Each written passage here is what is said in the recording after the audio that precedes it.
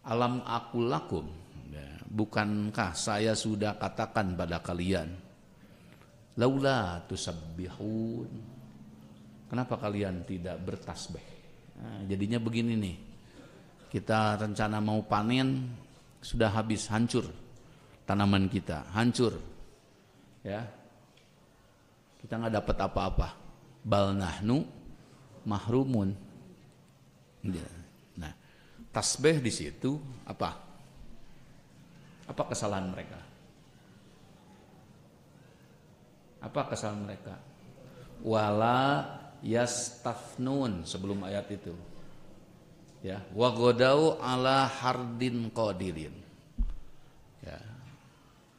Mereka berangkat padahal mereka mampu untuk menghalangi orang-orang miskin. Udah dah, nggak usah ikutan bantu-bantu panen. Biar hasilnya kami semakin melimpah. Kami tidak dibebani dengan membayar upah-upah Anda. Wala yastasnun, dan mereka tidak menyisakan sedikit pun. Dan mereka tidak mengecualikan sedikit pun. Padahal orang-orang miskin itu menunggu pekerjaan, menunggu upah dari hasil meladang tanaman mereka, ya, dari hasil memanen tanaman mereka. Tapi mereka tidak mau berbagi, mereka pelit. Maka tasbih di situ adalah mereka tidak mau bersedekah. Maka tasbih di situ mereka tidak mau berbagi. Satu tuh di surat Al-Qalam. Kemudian bapak-bapak menemukan lagi kalimat tasbih di surat apa setelah itu? Surat ini, ya. Surat Al-A'la. Setelah surat Al-A'la apalagi? Surat Qaf, ya.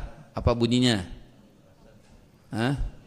Wasbir fasbir. Wasbir, ya. Wasbir ala ma yaquluna wasabbih bihamdi rabbika qabla tulu'i syamsi wa qablal ghurub. Apa maksudnya tasbih di situ? Adalah sholat. Ya. Ini tasbih itu banyak sekali. Bapak-bapak nanti menemukan lagi kalimat tasbih di surat apa? Ya, itu tadi sudah. Menemukan lagi surat tasbih itu surat apa? Tusabbihul lahus samawatu wal ardu wa man fihinna wa im min syai'in illa tusabbihu bihamdih. Ya. Jadi ternyata bumi langit pun bertasbih. Jadi kalimat tasbih itu luas, ya. Jadi kita mau ini, maksudnya di surat ini yang kita cari tasbih yang dimaksud wujudnya apa? Apakah ruku, sujud yang dimaksud sholat, ya? Supaya bapak-bapak bisa menangkap. Nanti kan kita butuh operasionalnya, betul tidak? Perintahnya sudah ada. Sabbih hisma rabb, sabbih isma, ya. Sabbihi, jadi diwasolkan sabbihisma, padahal asalnya sabbih, ya, kalimatnya sabbih, sucikanlah isma rabbika, ya, nama baik Tuhanmu. Nah, wujudnya dengan apa di sini? Ya, wujudnya dengan apa? Wujudnya adalah fadzakir inna fa'atid dzikra. Kalimat ini menjadi jawab dari perintah. Ini jawabnya, fadzakir, dengan kamu apa? Mengingatkan, dengan kamu mengajari, dengan kamu apa? Memberikan pengetahuan kepada orang tentang siapa Allah ini. Ini masuk pada bagaimana menyampaikan dan membentuk cara pandang, membentuk cara keyakinan, membentuk opini. Karena kalau orang sudah nganggap bahwa siapa Rob itu dan apa Rob itu, kalimat Rob itu, kalau orang semua sudah mengatakan Rob, kemana ujung-ujungnya? ke Allah kan, Rabbul Alamin Allah. Padahal kalimat Rabb juga digunakan oleh Allah untuk kedua orang tua. Ya. Apa kalimatnya dalam surat Al-Isra?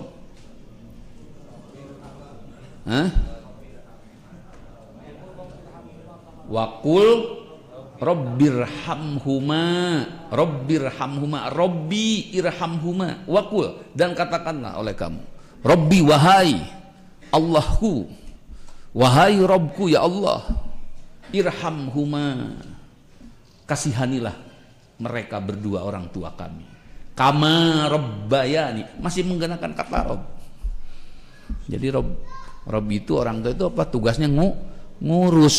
Kalau ngurus namanya pengurus. Jadi boleh bapak-bapak menerjemahkan alhamdulillah segala puji lillahi bagi Allah, Rabbul Alamina, pemerintah semesta alam, pemerintah pengurus segala alam, boleh diartikan demikian. Kalau Allah suruh hentikan itu bulan, berhenti tidak? Pemerintah di dunia mah paling cuma bikin jalan doang, ya, paling cuma bikin jembatan. Kalau kata Allah tsunami, terjadilah. Berhenti bulan, berhenti matahari, hati-hati.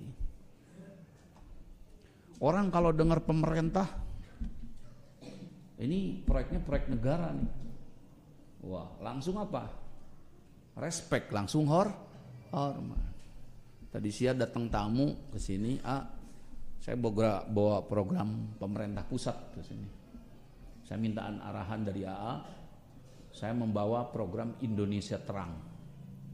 Jadi nanti satu desa dikasih 7 titik solar, listrik yang pakai solar, yang pakai matahari. Saya mohon arahan untuk di Kabupaten Garut 440 sekian desa. Hebat ini, bapak-bapak mengatasnamakan anggaran pusat. Ya. Wah ini dari pusat, ini dari istana. Orang kalau ngomong ini pabriknya mana? Jerman. Ini pabriknya mana? Jepang. Respect langsung. Wah ini buatan Jepang. Ini dari pabriknya langsung. Kholik di sini, alladzi kholaqo, itu pabriknya. Bahasa sederhananya begitu. Siapa Rob itu? Dia pabriknya manusia. Dia yang bikin manusia. Dia yang bikin kehidupan. Dia yang bikin angin. Dia yang bikin ikan. Dia yang bikin segalanya. Kamu hanya dapat mengembangbiakan. Dia yang bikin ikannya. Kamu hanya dapat menarik airnya dengan pompa, tapi dia bikin molekul airnya. Kamu tidak bisa bikin molekul airnya. Kamu hanya bikin menumpukan besi, kemudian kamu kumpulkan, kamu lebur menjadi pompa. Tapi Allah menciptakan biji besinya. Siapa yang mampu menciptakan biji besinya? Kamu hanya bisa bikin ember dari plastik, tapi Allah menciptakan biji plastiknya. Bagaimana rasa hormat itu harus ada? Bagaimana rasa kebesaran itu harus ada? Kalau kamu kaget dengan keluaran HP-HP yang baru, S20 yang sekarang, iPhone yang sekarang, kenapa kamu tidak kaget? Kalian tidak kaget dengan penciptaan diri kalian. Siapa yang bisa menciptakan ini?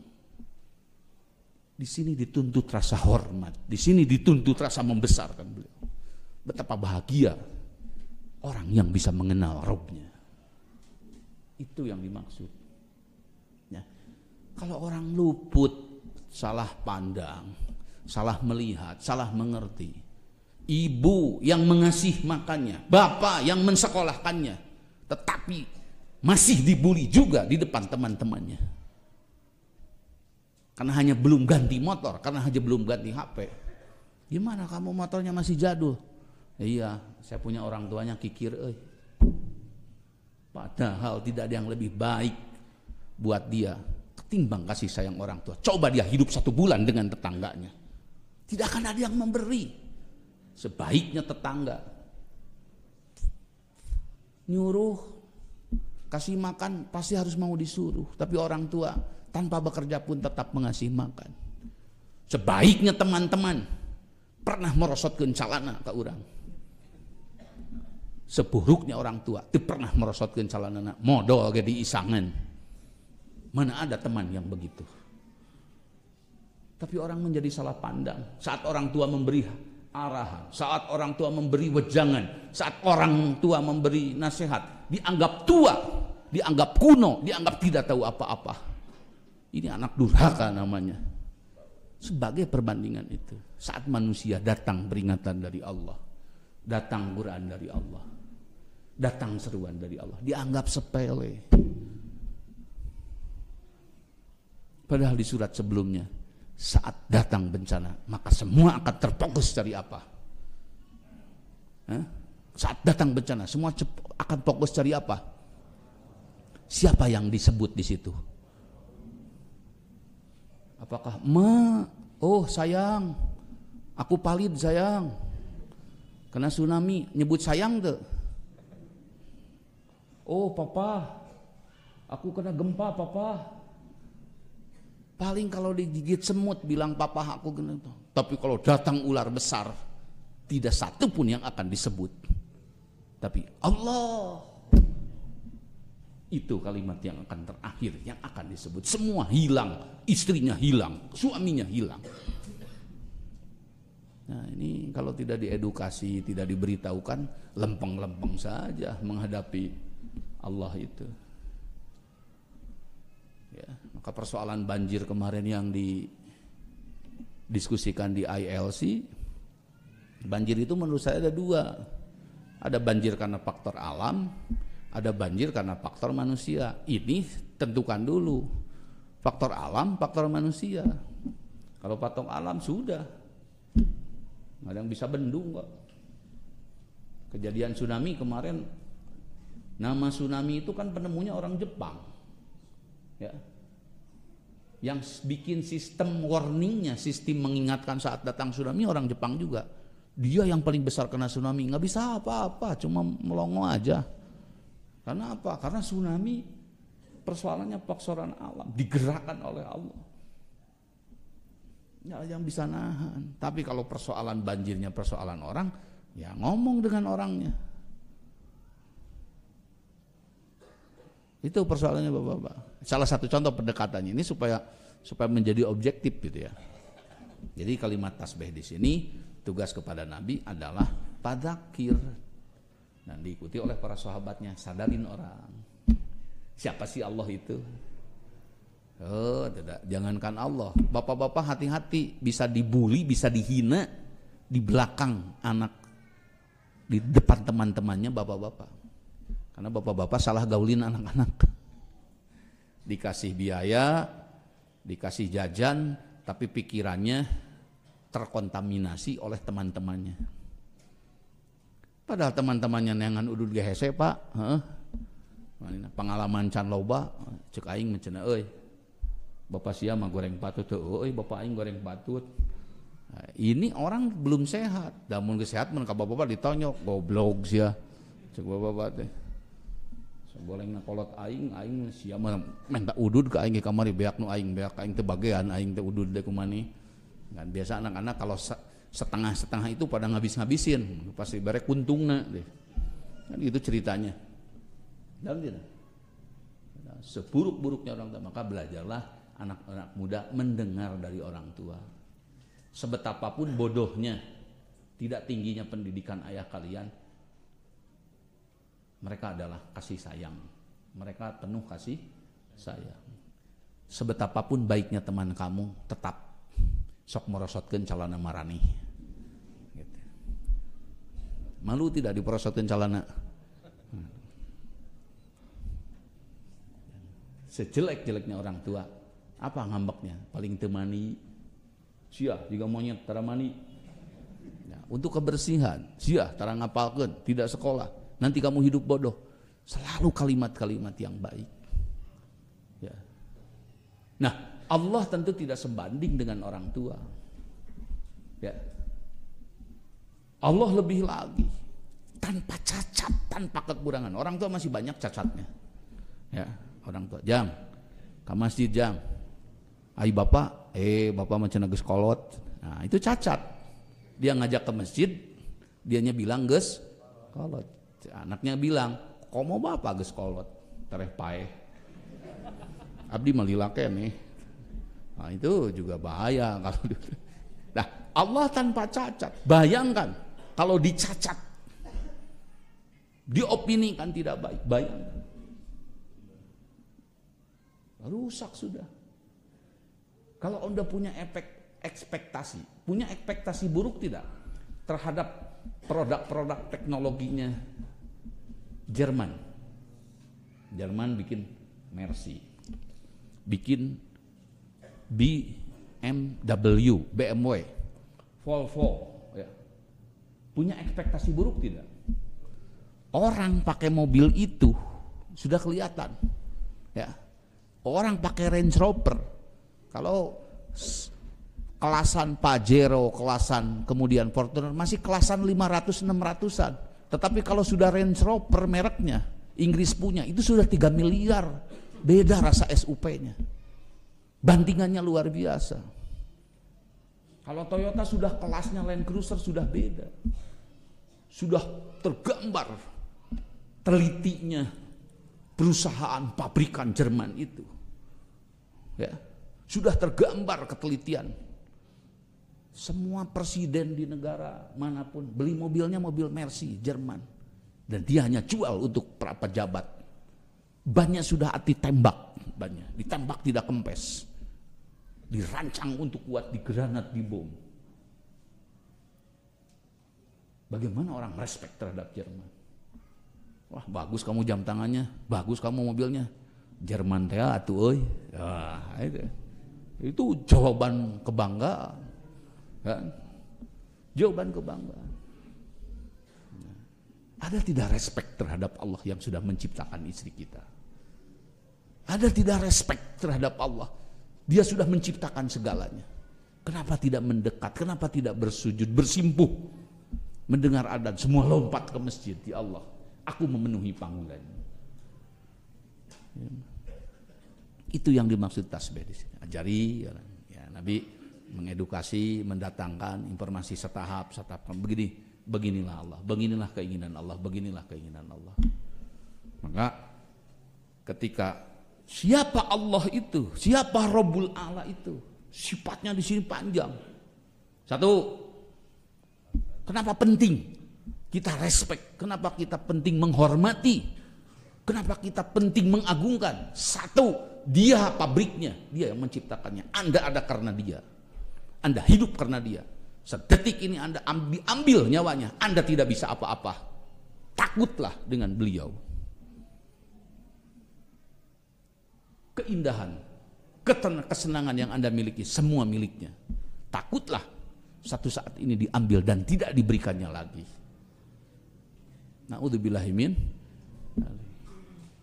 Dua, ciptaannya itu sempurna, tanpa cacat, wasawwa, sempurna. Ya. Yang ketiga, dia apa? Berkuasa penuh. Dia berkuasa penuh. Karena ada kekuasaan yang tidak penuh, kekuasaan sementara. Bupati hari ini, gubernur hari ini, presiden hari ini tidak penuh memiliki kekuasaannya. Sudah tidak penuh, dijarak hanya 2 periode. Sudah dijarak, keputusannya harus dibarengi DPR. Tapi kekuasaan Allah penuh.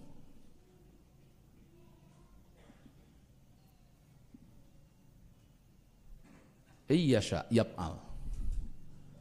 Kalau dia berkehendak dia akan melakukan. Kun paya, hati-hati. Dia tidak perlu menggerakkan, memerintahkan panglima, dia tidak perlu menggerakkan kepala dinas. Cukup dengan kun paya kun. Waduh. Titahnya sakti, titahnya agung. Perintahnya tidak ada yang bisa menolak. Bahkan dia bisa mematahkan keputusan yang sudah dia putuskan. Wallahu ghalibun ala amrihi. Dan Allah bisa mendominasi atas perintahnya yang sudah dia perintahkan. Dia bisa rubah seketika. pemerintah lama ya. Sekarang untuk meregulasi itu pemerintah mengajukan sistem omnibus law ya, hukum yang komprehensif. Karena diperhitungkan banyak hukum yang bertabrakan dengan undang-undang pusat dan menghambat. Nah, ini kan prosesnya panjang. Ada yang setuju, ada yang tidak, kan? Masalah omnibus law itu. Allah seketika merubah, dia berkuasa penuh. Ya. Wallahu ghalibun ala amri. Ya. Ada. Nah, dia juga apa? Yang memberikan petunjuk. Baik, ya. Ini buruk, ini tidak baik. Dia memberikan petunjuk. Ini celaka, ini untung, ini bahagia, ini sengsara. Dia memberikan itu. Ini selamat, ini bahaya. Ya, dialah yang menciptakannya. Jadi semakin kita mendekat dengan Allah, ya, semakin kita mengerti apa arti kekuasaan. Semakin kita dekat dengan Allah, kita akan mengerti apa arti sebuah petunjuk, betapa penting petunjuk itu. Bayangkan kalau Google Map hari ini yang sudah banyak, hampir miliaran orang menggunakan Google Map, tiba-tiba dihentikan. Nanti kebingungan lagi cari jalan, mau kemana. Sekarang kan membantu sekali itu Google Map itu. Hanya petunjuk apa? Jalan. Tidak takut semua orang jalan-jalan sekarang. Dipertemukan dengan fungsinya apa Google Map itu? Petunjuk. 300 meter lagi belok kanan. Belok kanan. Ini langsung belok terus, belok kanan. Hati-hati itu ke rumah janda.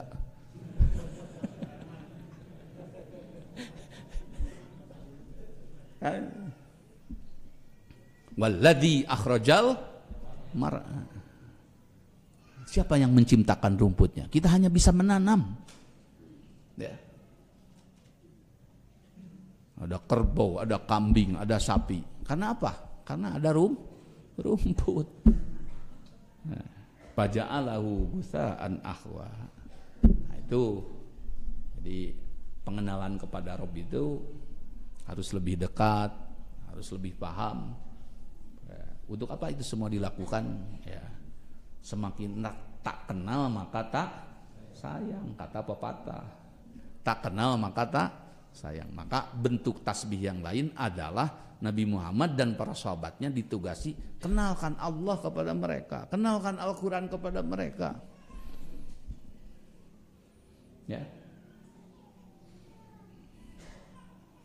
Suka ataupun tidak, satu buku, satu kitab bisa merubah dunia. Itu yang Nabi lakukan dan para sahabatnya. Dari gurun membelah dunia, dari gurun menembus Bizantium, dari gurun menembus Romawi, dari gurun menembus Persia. Kerajaan-kerajaan besar. Ya, saya doakan bapak-bapak punya duit, ya, punya ongkos. Ya, tapi sekarang lagi musim corona, mungkin kena moratorium. Punya duit, berangkat ke sana, ke Turki, ke Istanbul, lihat semegah apa bangunannya, kira-kira ada tidak di Cigadog. Ya, karena di Mekah pun kalau bapak nanti sudah ke Turki, itu Masjidil Haram itu tidak megah lagi, Masjid Nabawi itu tidak megah lagi. Kalau melihat Masjid Birunya di Istanbul, wah luar biasa ya, saya bilang kekuatannya, kehebatannya arsitek dulu itu. Bapak-bapak pernah ke Masjidil Haram? Waduh luar biasa. Ke Istanbul jauh itu. Dan saya baru tahu bahwa Kubah yang ada di Madinah itu adalah arsiteknya Turki. Saya tanya sama orang Turkinya, ini kenapa Kubah ini? Anda dari mana? Siapa yang ngajari Anda membuat Kubah seperti ini? Ini orang-orang Armenia arsiteknya. Jadi Turki pun mengambil arsiteknya orang-orang Armenia, orang Soviet sana. Maka Kenapa ada kedekatan Kubah Kremlin, Bapak-bapak tahu Kremlin, gedung Kremlin, dengan masjid ada kedekatan? Karena memang satu histori. Dari sananya saling mengambil kalau arsitek itu. Kayaknya bagus dia pakai model-model begitu. Kemudian bapak-bapak bangun sebelahnya, mau dicobain diturutan. Nah, jadilah. Dan dunia mode seperti itu ya, di kendaraan. Sekarang lagi lama SUP, semua ngeluarin SUP, saling menjiplak, kurang lebih seperti itu. HP, ya dideket-deketin lah. Ya mana yang lagi rame? Karena kalau jualan itu harus laku, ya. Gitu. Bayangkan, satu buku bisa membelah dunia, bisa menyelesaikan dunia. Nanti bapak-bapak didoakan berangkat ke Mesir, sebetapa besar piramida yang dibangun di situ, sebetapa besar seping yang dibangun di situ, bandingkan dengan bangunan-bangunan yang ada. Mereka kaum-kaum yang hebat. Dan, tapi Nabi memimpin orang-orang Mekah tanpa istana, ya, tanpa candi, tanpa bangunan yang megah, bisa menguasai dunia. Hebat tidak? Hebat. Maka disebut Alkitab Al-Quran itu apa? Kitab mu'jizat. Sekali lagi disebut kitab mu'jizat. Apa arti mu'jizat? Yang mengalahkan, yang super, yang luar biasa, tidak biasa. Jadi maka pembacanya, maka penerimanya, maka pelakunya akan menjadi orang-orang yang luar biasa. Bukan biasa di luar, ya. Beda. Itu biasa di luar, kalau ini luar biasa. Itu pernah terjadi. Coba baca di sejarah-sejarah sampai orang Romawi petinggi-petingginya, anggota dewanya kerajaan. Wow, mana mungkin orang gurun bisa menguasai dunia? Mereka punya apa? Orang sedikit, tidak banyak penduduknya, senjata mereka tidak punya. Kenapa bisa menguasai dunia? Itulah kekuatan konsep. Ya, sekali lagi itulah kekuatan konsep. Sama bapak-bapak, ya, Bukalapak, Tokopedia, ya. Terus apa lagi? Shopee. Mereka punya barang tidak? Tidak. Mereka punya uang tidak? Tidak. Tapi mereka bisa menguasai barang orang, dan mereka bisa menguasai duit orang. Kamu butuh bor listrik, sini kan uangnya, masuk dulu, bayar dulu, barang dulu, bayar dulu, disimpan di perusahaan tersebut. Kamu bor mau dijual, mau, oke, kamu kirim ya, nanti sudah barangnya sampai, aku kasihkan duitnya. Dua-duanya diatur. Ya, kalau nanti, si pembeli, bagaimana kalau saya barangnya rusak? Nanti ngomong sama aku, komplain sama aku. Nanti tak balikin lagi barangnya. Menguasai betul. Pas datang bornya bor palsu. Wow, ini bor palsu ini. Saya klaim, ajukan klaimnya. Nah dicairin duitnya tuh. Barangnya suruh kembalikan lagi. Dua-duanya didikte, dia yang menguasai. Tapi orang seneng dikuasai mereka. Enak kalau belanja di situ. Kenapa? Karena jalan-jalannya kan cuma jempol, dari atas ke bawah. Scroll, oh ini kemahalan, coba cari lagi lapak yang lain. Oh, cari. Coba kalau jalan kaki, habis sendal jepit berapa kodi gitu. Ya. Soalnya apa? Ini dari Jakarta, lompat ke Bandung, lompat ke Surabaya lebih miring nih. Coba ongkirnya berapa? Hitung-hitung. Wah, lebih murah Surabaya. Barusan di Jakarta, sebentar sudah ke toko Surabaya. Kekuatan apa itu? Konsep.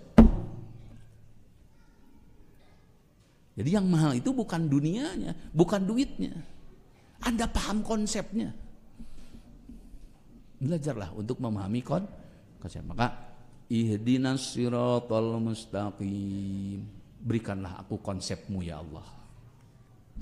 Siratal ladzina an'amta 'alaihim ghairil maghdubi alaihim waladdallin. Karena nanti ada konsep maghdub, ada konsep dol.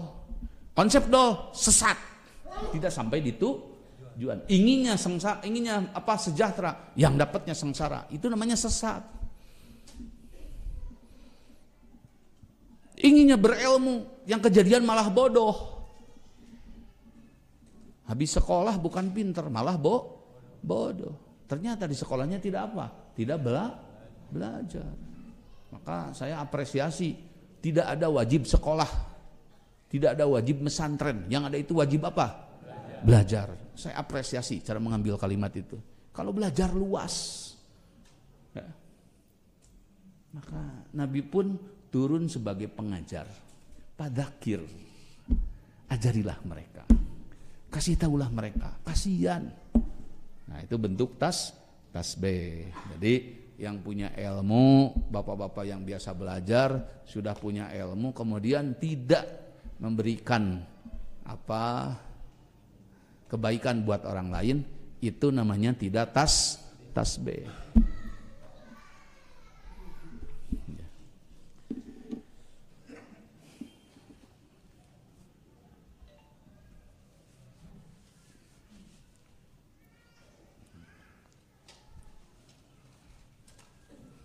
Ya, paham sampai di situ?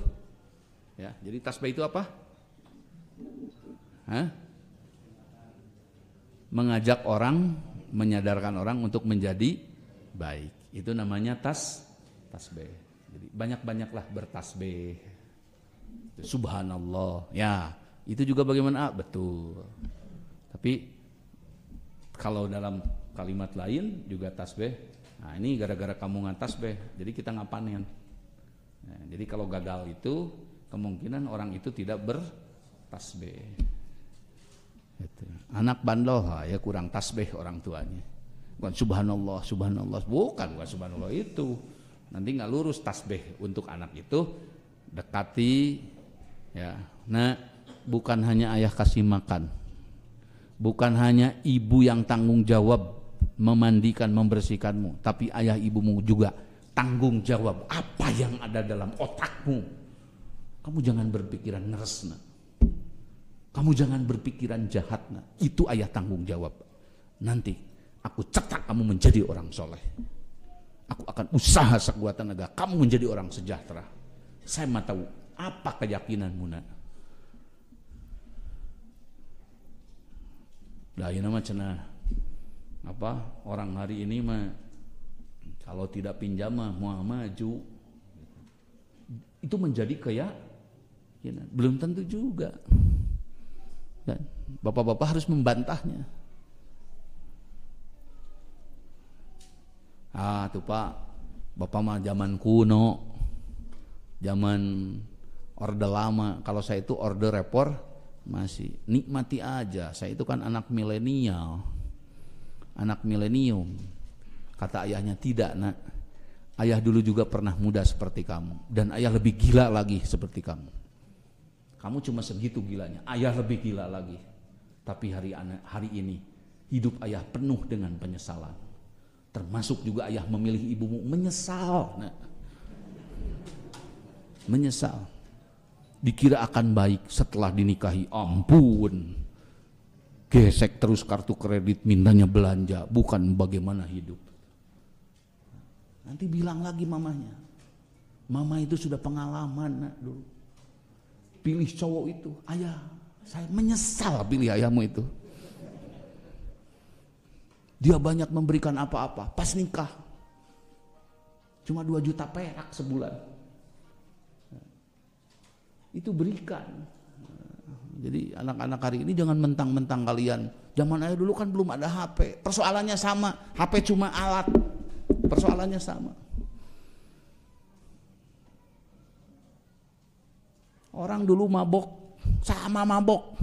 Hari ini kalah sama orang-orang dulu. Paling sekarang ekstasi, apa namanya kek? Cuma nama gitu aja di gua. Orang-orang dulu ya, jamur dari kotoran kerbau dimakan. Jamurnya dari kotoran kerbau dimakan, dipakai mabok, dan alhamdulillah maboknya sampai seminggu sekali makan. Lebih dari dosisnya. Ya, Pak Herman mungkin pernah dengar ya, dari jamur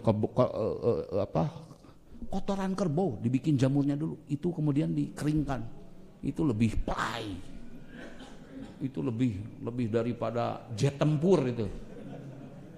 Ya, orang-orang dulu juga hebat. Jangan anggap kalian yang baru hari ini saja. Tapi apa mereka? Mereka menyesal sekarang. Jadi orang bodoh. Kalian yang hari ini merasa bangga anak-anak muda, nanti tunggu setelah 40-45, di situ baru terasa. Kenapa dulu saya tidak berteman dengan orang-orang baik?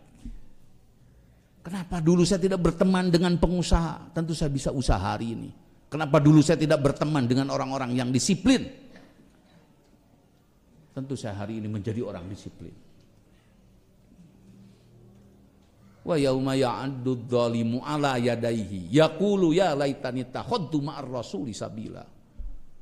Saat datang hari penyesaran. Wa yauma ya'addu dzalimu, saat orang dolim terhadap dirinya. Ya. Orang lain belajar dia tidak, orang lain mendengarkan dia ngobrol, itu dolim namanya. Ya. Orang lain nabung dia tidak, itu dolim namanya. Orang lain berjamaah dia sendirian di masjid, itu dolim namanya. Wa yauma ya'addu dzalimu ala yadayhi. Saat orang dolim semua menggigit jari, tidak menghasilkan apapun. Yaqulu ya wailata laitani lam attakhid fulanan khalila. Sebaiknya aku dulu tidak berteman dengan dia yang tidak mendorong hidupku kepada kebaikan. Itu kan penting masyarakat itu diingatkan. Nah, fungsinya Nabi fadzakir inna fa'atid dzikra. Kenapa? Saya dzakaru mai ya. Ya, yang saya rasakan turun dengan jamaah tim turun. Ya, alhamdulillah. Banyak yang nerimonya, ya. Banyak yang menerimanya daripada yang ya, paling 1-2 lah yang menolak. Banyak yang butuhnya kok. Dan Al-Qur'an ini akan mengisi kebutuhan umat, akan mengisi kebutuhan manusia, akan mengisi kebutuhan rakyat.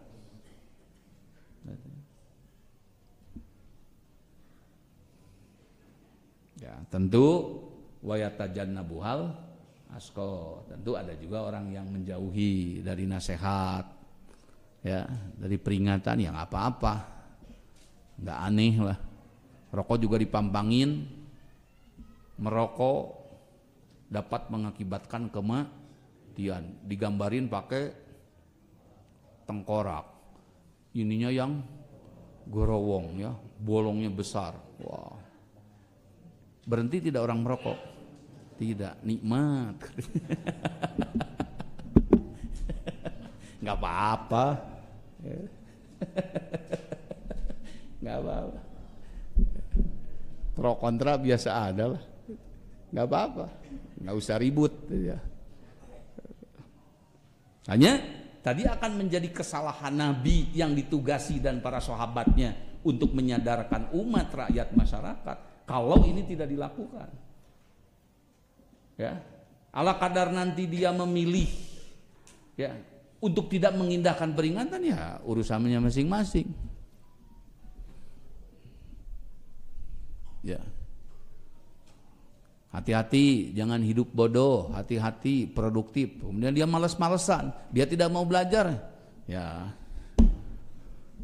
biarin itu pilihannya kok, ya. Karena sholat tidak sholat itu bukan takdir. Ya.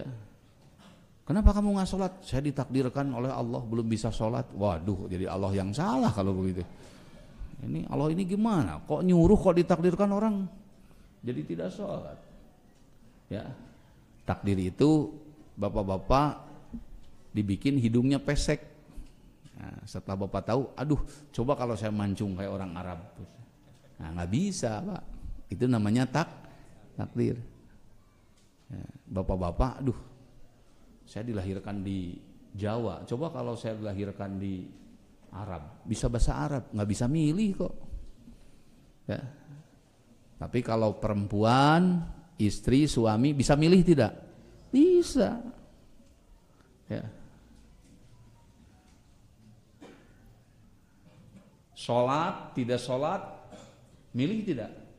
Milih. Ya. Sejahtera, tidak sejahtera, pilihan takdir. Pilihan. Anda tidak mau sejahtera, gampang, habisin uang dapat berapapun. Jangan pernah nabung, insya Allah dijamin jadi orang miskin. Ya, miskinnya miskin kuadrat. Ya. Berilmu, tidak berilmu, takdir pilihan. Pilihan. Bodoh, pinter, pilihan. Jadi jangan ngomong, saya itu sudah ditakdirkan Tuhan menjadi orang bodoh. Jadi yang salah Tuhan lagi, yang salah Tuhan lagi. Jadi kamu itu nggak ada salahnya. Semua yang salah itu siapa? Allah. Nah ini adalah proses apa? Ya kalau bapak nanti, kenapa kamu bodoh? Nah, saya tidak diajarin sama orang tua saya. Kedengaran sama bapaknya, elu katanya. Gua nyuruh kasih biaya kasih apa, cuman lu main aja waktu itu. Ngambek orang tua juga digituin. Paham tidak? Bayangkan Allah yang maha mendengar kemudian bapak-bapak menghinanya dengan tindakan.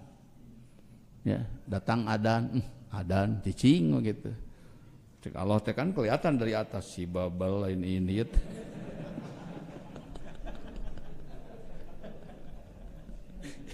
Hidupnya sudah saya kasih, duitnya sudah kayak kasih, istrinya cantik, mobilnya punya, si babal ke ini. Terus ngomong ke teman-temannya, saya belum ditakdirkan. Gelo.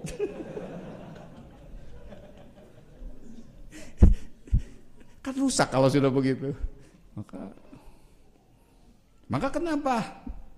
Wa yatajannabu hal asqa. Orang-orang yang celaka itu akan menjauhi. Siapa yang celaka itu? Alladzi yaslan naro.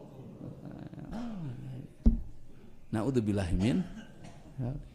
Oleh karena itu, ya ketahui Allah itu maha melihat. Nah, itu juga harus sadar, bapak-bapak. Supaya apa? Supaya kita bisa mengkontrol perbuatan perkataan kita. Jangan mentang-mentang tidak ada siapa-siapa, kemudian kita berbuat jahat, berbuat tidak baik. Kalau kata almarhum Allahumma ghfir lahu warhamhu, boleh katanya kamu berbuat jahat tetapi asal jangan di depan manusia katanya. Boleh kamu berbuat jahat tetapi jangan di depan manusia. Wah enak kalau begitu saya nanti buat jahat. Ya kamu manusia bukan.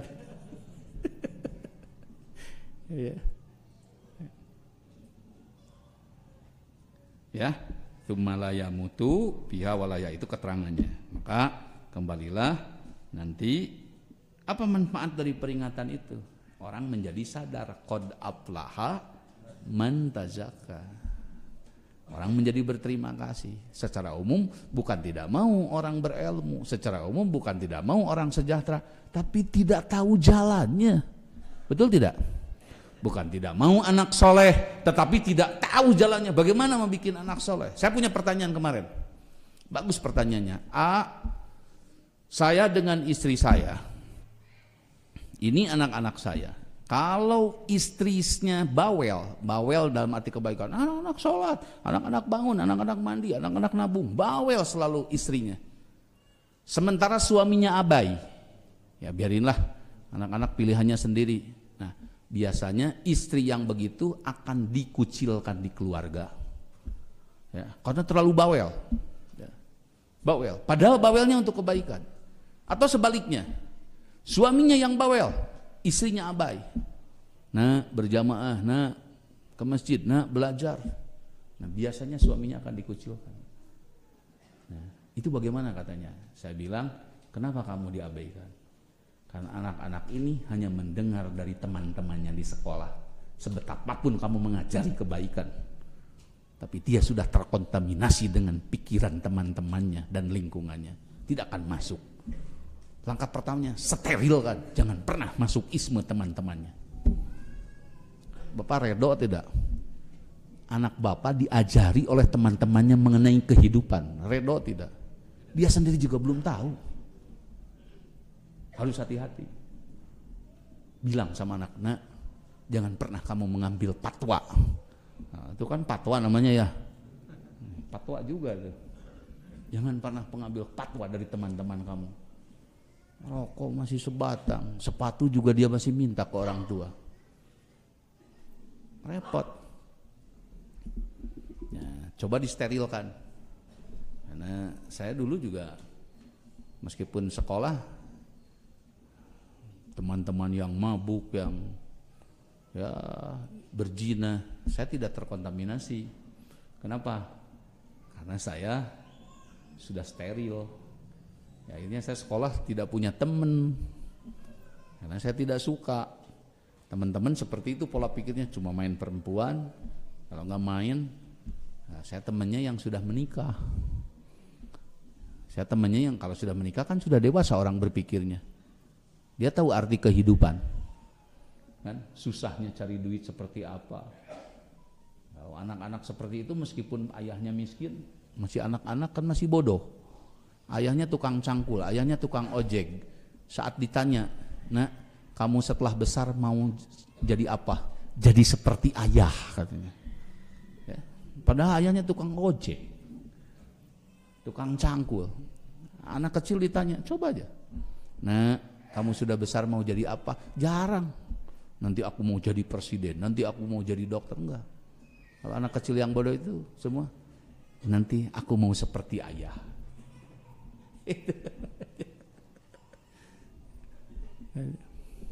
Jarang mereka bisa membaca 5 tahun 10 tahun ke depan. Tapi bapak-bapak sudah merasakan pahit manisnya kehidupan. Ya.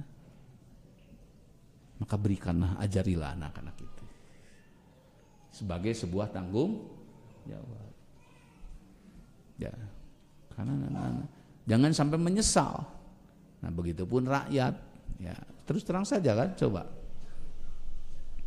Kalau bapak-bapak boleh diulang hidup ini, akan mengambil ketetapan pilihan yang sudah dijalankan hari ini atau akan mengambil jalan lain? Kalau boleh diulang.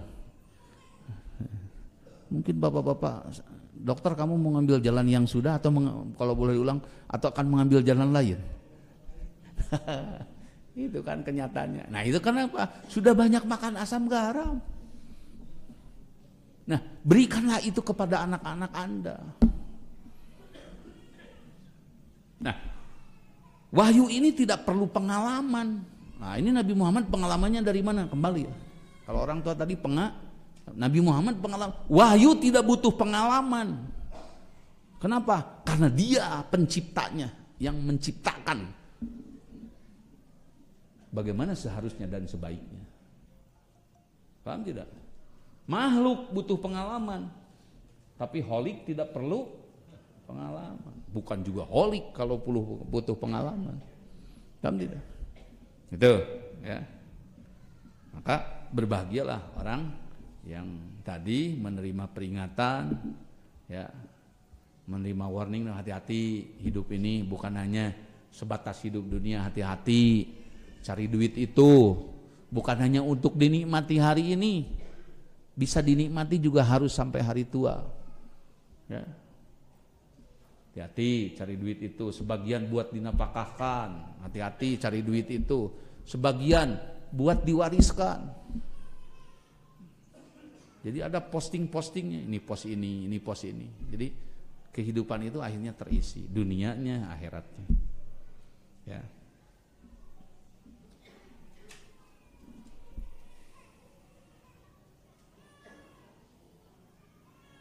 Qad aflaha man tazakka, berbahagialah orang yang, nah, kan tadi dia sudah kotor. Kotor apanya? Kotor cara pandangnya, ngeres cara berpikirnya. Siapa Tuhan itu? Siapa Allah itu? Siapa orang itu? Itu kan anak-anak yang begitu ngeres kalau orang tuanya dibully di belakang, dihina. Memang orang tua itu sejauh itu kuno kolotnya. Ayah itu kuno, ayah itu tidak sekolah. Nggak bisa. Bagaimana dengan Allah? Maka kemudian orang membersihkan, oh iya, Saya salah pandang. Saya selama ini cara berpikir kepada Allah. Oh, saya salah berpikir kepada orang tua. Berubahlah, wa dzakarsma rabbih wa shalla. Kemudian dia juga menyebut nama bahwa Allah lah yang paling suci. Suci itu sama dengan apa? Bersih. Bersih itu sama dengan apa?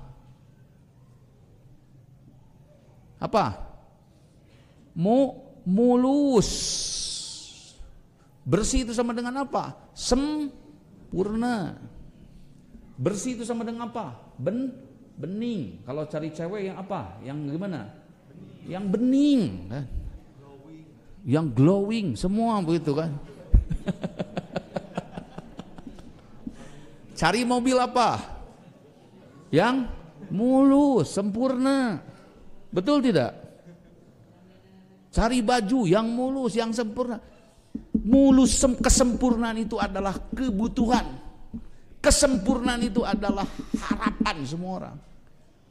Sehat adalah sempurna. Kenapa orang saat sakit ingin segera sehat? Karena sehat itu sempurna.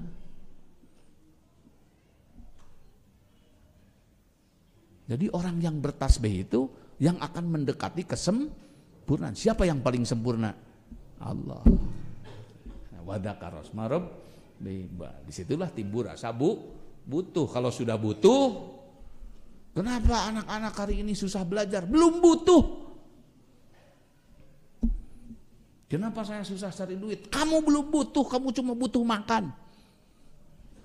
Kalau butuh makan, kamu tidak perlu belajar. Asup bareng jeung domba. Asup bareng jeung hayam, teu kudu diajar. Itu kamu makan jukut di mana belajarnya? Tanyain ke domba. Cek domba dahar.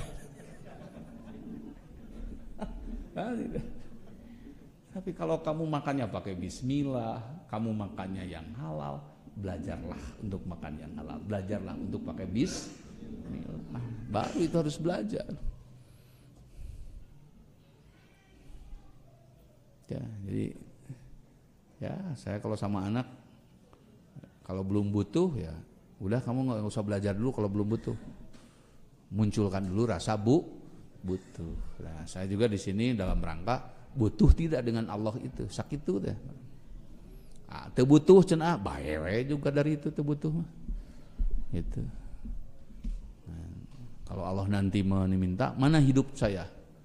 Mana rezeki yang sudah diberikan? Ya tanggung sendiri kalau nanti Allah nanya. Siapa yang tidak butuh dengan Allah? Ya. Wa dzakarsma rabbih. Nah, pas sholat, kemudian sudah sadar, sudah oh saya itu harus berkait, harus menyambung dengan Allah. Saya itu harus berkait menyambung dengan Nabi. Kalau saya lepas hubungan dengan Allah, bagaimana kalau saya diputus hubungan kerja dengan pabrik? Sedih tidak? Saya saja yang cuma dapat gaji 10-20 juta diputus tiba-tiba, bukan karena pensiun, bukan karena apa, saya sedih. Saya harus cari pekerjaan. Bagaimana kalau saya diputus oksigennya saja? Terasa saat saya kemarin sakit, saya baru mengerti sakit paru-paru itu.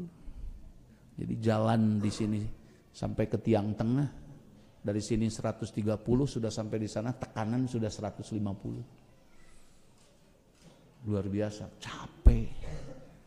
Karena paru-paru nggak terisi oksigen. Saya baru tahu fungsi paru-paru.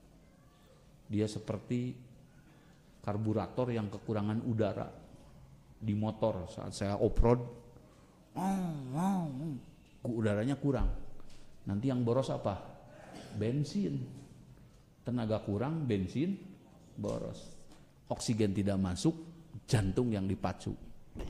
Karena kekurangan oksigen, dipompa, tensi naik.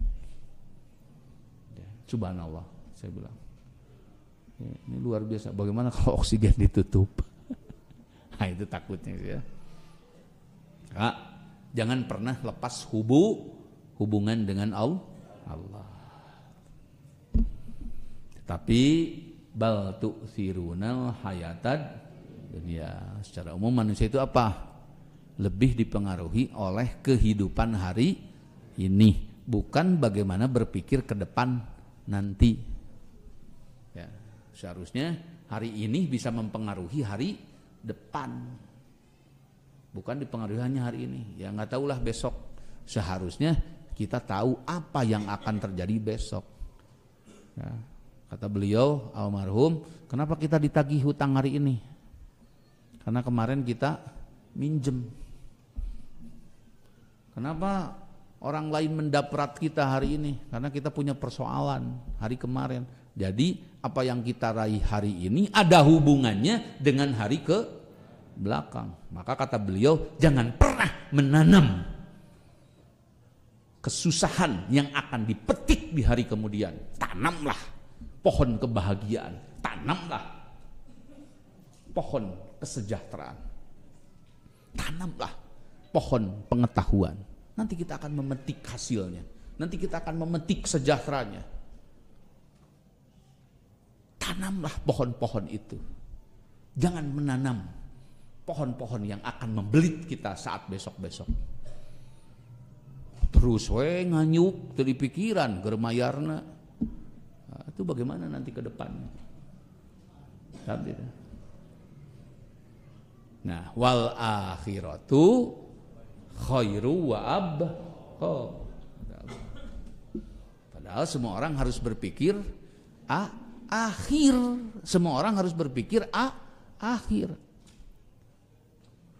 Prosesnya capek, prosesnya lama. Waduh, capek bikin anak soleh itu.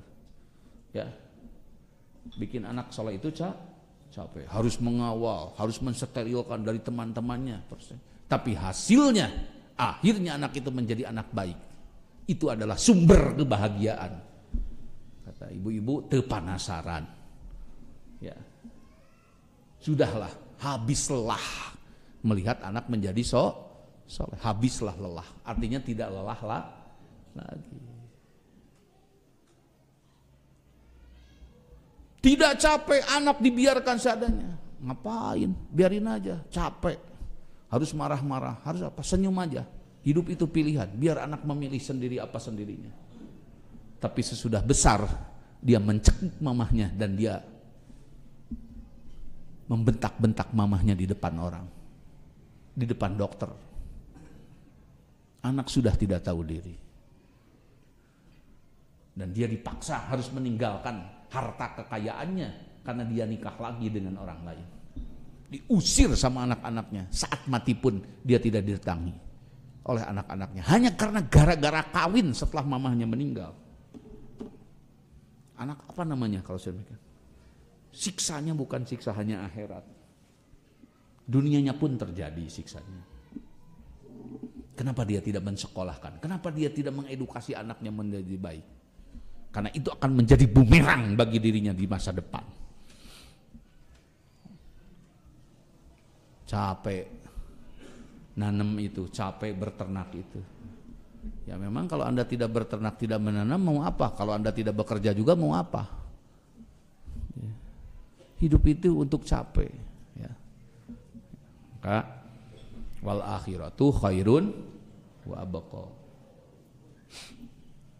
Nah, mengenai ini, ya, mengenai tadi tasbih, bagaimana setiap nabi harus mengingatkan umat, masyarakat rakyatnya mengenai ini. Kata Allah, inna hadza lafis suhufil ula. Bukan hanya kamu yang sudah melakukan ini, ya, Nabi Ibrahim, nabi-nabi sebelumnya juga, ya, juga semua melakukan ini. Maka kesimpulannya, berangkatlah, kasih tahu orang, edukasi orang, sadarkan orang. Kasihan mereka, yaitu berada di suhufnya Nabi Ibrahim mengenai ini, dan suhufnya Nabi Musa, dan juga nabi-nabi yang lain. Ya, itu sabi itu. Jadi sabi itu mau jadi motivasi buat Nabi dan para pengikutnya bagaimana untuk menyadarkan umat rakyat masyarakat.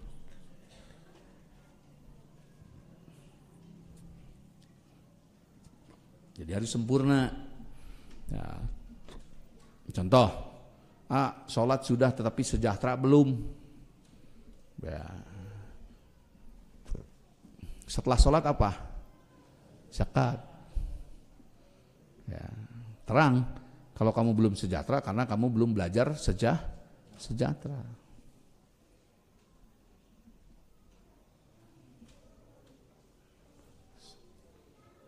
Sejahtera sudah, tapi tidak bisa mensejahterakan orang lain. Nah, itu salahnya kamu. Kamu tidak belajar mensejahterakan orang lain karena ada tugas. Setelah sejahtera itu belajar mensejahterakan orang lain. Itu dan orang-orang yang kaya, orang-orang yang agnia semacam itu diancam kalau tidak membawa kesejahteraan kepada orang. Nah, tuh, hebat agama ini.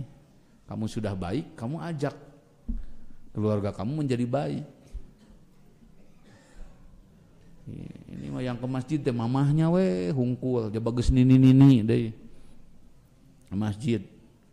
Ini mah aki-aki we hungkul, budakna mah alo ngacentreng we. Karena bapaknya sudah diopkan sebelum mati, sudah dimatikan sebelum mati. Diem Pak, bapak itu sudah pensiun. Maka saya katakan kepada Pak Herman, Pak Fur, di sini itu orang tua itu harus dinamis. Jangan pernah mati sebelum mati. Jadi ngomong ke anak, saya belum mati. Saya masih punya PR. Kamu dulu anak saya hanya dikasih makan dan disekolahkan. Tidak saya ajari berjamaah. Saya sebagai orang tua bertanggung jawab hari ini. Kamu udah punya anak, punya istri, saya tetap masih orang tua kamu. Tidak boleh dipecat dan tidak bisa dipecat. Maka oleh karena itu sebagai rasa tanggung jawab saya, nah belajarlah kamu sholat. Ajak anaknya. Dia mah teu wani kami nantu geus sok dibere duit. Mahal mana duit dengan si Neng yang dikawin oleh minantu? Sok, mahal mana duit dengan si Neng? Mahal si Neng, meureun atuh. Paham tidak? Mungkin dia punya duit karena kawin jeung si Neng, ada hokinya. Dicabut si Nengnya sangsara deui tah. Paham tidak? Bismillah ajakin. Nanti kebaikan menyebar. Nah, apakah ayah ini harus pensiun mengingatkan kamu untuk menjadi baik? Tanyakan ke anaknya. Yang sudah dokter, tanyakan ke anaknya. Yang sudah S2, S3, tanyakan. Apakah ayah harus pensiun? Apakah mama tidak boleh membangunkan kamu? Maafkan ayah yang dulu, maafkan mama yang dulu, tidak pernah membangun kamu untuk menjadi muslim yang baik. Tapi hari ini akan mama tebus, hari ini akan ayah tebus. Sesisa umur ayah. Bismillah, ayo nak. Biar ayah tidak ditanyai oleh Tuhanmu.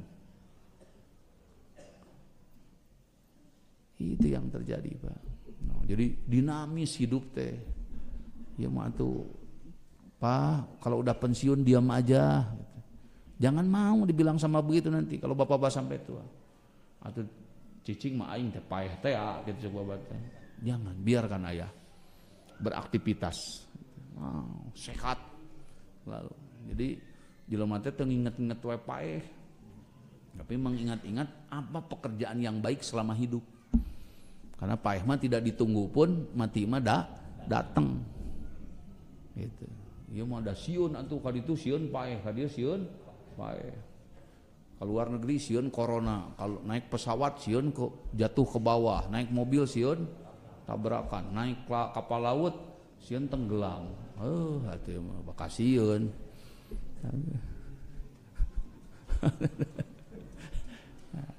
Nah, karena itu ya ambillah spirit dari tasbih ini ya.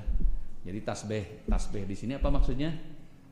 Adalah mengingatkan orang lain, apalagi mengingatkan keluarga. Itu bukan orang lain, harus di sini. Jadi tasbih di sini bukan subhanallah, karena tasbih di surat yang kedua adalah orang yang sudah punya keluarkanlah zakatnya, keluarkanlah berbaginya. Orang yang sudah mampu keluarkanlah sedekahnya. Itu tasbihnya ya. Itu tasbihnya. Saya lagi bertasbih, maka dipakai judul film apa? Ketika apa? Saya nggak nonton, cuma lihat judulnya. Ketika ayat apa? Ketika ayat-ayat cinta bertasbih. Berarti hubungannya dengan apa itu? Judul filmnya ceritanya apa itu? Poligami bukan? Betul tidak? Hah? Poligami ya? Cung yang sudah nonton. Ini jangan iya begitu. Cung yang sudah nonton. Harus akurat dong kalau kasih informasi. Itu ujung-ujungnya poligami gitu ya? Bukan apa? Bukan poligami ya? Oh, saya kirain poligami.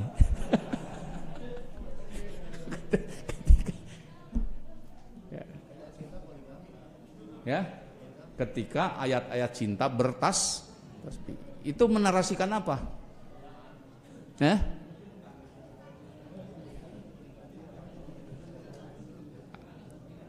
Bapak-bapak belum nonton ya? Kan ada kuota di Google, nontonlah sedikit gitu. Tapi jangan berjamaah. Ya. Oke. Jadi kalau begitu, kira-kira tugas Nabi itu berat atau mulia? Mulia ya kalau begitu. Dia menyadarkan orang untuk menjadi baik. Tugas mulia. Tugas terhormat, tugas besar. Kira-kira kalau kita ikut ambil bagian dari itu, bahagia tidak? Sebagaimana bahagianya orang yang disebut pahlawan memerdekakan negara ini. Ya. Saya ketemu dengan anaknya Pak Mustafa Kamil, ya, pahlawan nasional. Tahu Pak Mustafa Kamil ya? Pernah dengar Mustafa Kamil, si orang Garut itu. Itu saat matinya ditembak Belanda, kepalanya di Surabaya kalau tidak salah. Waktu perjuangan di Surabaya. Anak-anaknya itu menceritakan saat bapaknya dan melihat darahnya itu bangga sekali. Karena menjadi bagian yang ikut menyaham kepada kemerdekaan NKRI. Bayangkan kalau sekarang ada cucunya Abu Bakar, cucunya Sayyidina Utsman, cucunya Bilal, kemudian kita bertemu, bayangkan mereka bangganya. Kakek-kakeknya dulu adalah orang-orang yang besar. Nah, bayangkan nanti anak bapak-bapak membanggakan bapaknya, meskipun bapak saya kecil, tapi bapak saya adalah orang-orang baik yang menegakkan syariat. Nah, mudah-mudahan kita menjadi bagian dari dalamnya ya. Jadi sekali lagi, tasbih itu bukan beban, tetapi tasbih itu adalah kehormatan. Menjadilah orang-orang yang terhormat. Sekian, Rabbana atina fid dunya hasanah wa fil akhirati hasanah wa qina adzabannar. Walhamdulillahirabbil alamin. Wassalamualaikum warahmatullahi wabarakatuh. A'udzu billahi minasyaitonir rajim.